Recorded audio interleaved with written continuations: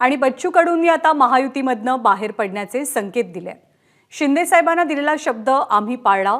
जिल्ह्याच्या चांगुलपणासाठी विकासासाठी आम्ही भूमिका घेतली, पण आता ब्रह्मदेव जरी आला तरी आम्ही मागे हटणार नाही, असं वक्तव्य बच्चू कडूंचं आहे। तर दिनेश बुब अमरावतीसाठी एक उत्तम पर्याय असू शकतात, असंही बच्चू कडूंचं मत आहे।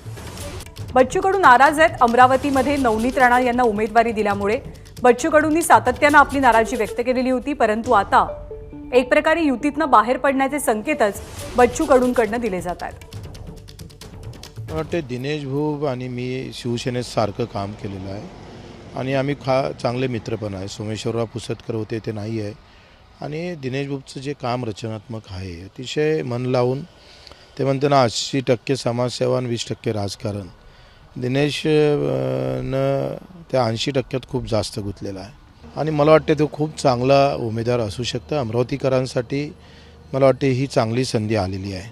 मी उभं होतो तेव्हा मी खासदार होऊ शकलो नाही, पण दिनेश बुबच्या माध्यमातून एक चांगला खासदार कदाचित भेटू शकते।